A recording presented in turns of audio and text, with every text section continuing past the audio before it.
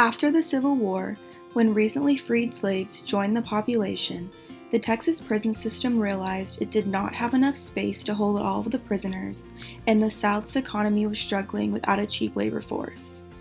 In 1867, Texas decided to start giving convict leasing contracts to the highest bidder in order to satisfy the need for free labor and housing for inmates. In January 1878, Littlebury Ambrose Ellis and E.H. Cunningham started to lease the Huntsville Penitentiary to work on their own sugarcane plantations in Fort Bend County with little state regulation and control. Cunningham and Ellis had a population that could be forced to do the backbreaking work of harvesting sugarcane in a system similar to slavery. The conditions were so horrendous that the inmates started to call the Fort Bend County sugarcane plantations Hellhole on the Brazos. Convicts were forced to work bare-legged in mosquito and alligator-infested swamps with minimal housing at best. They were also subject to harsh punishments such as whipping, being hung from the ceiling by their wrists, or being put in a dark cell for days without any food or water.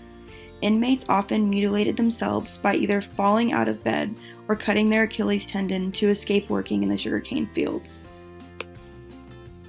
In 1908, the state purchased the 5,235-acre Imperial Farm from the Imperial Sugar Company, who had acquired Cunningham and Ellis's land a year earlier.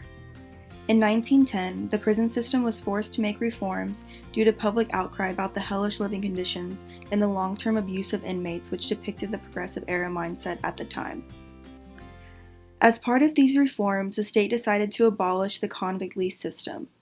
By 1912, the state terminated all of the leases, and by 1914, all of the inmates were back under the control of the state and working on either state-owned or rented land or inside the state penitentiaries.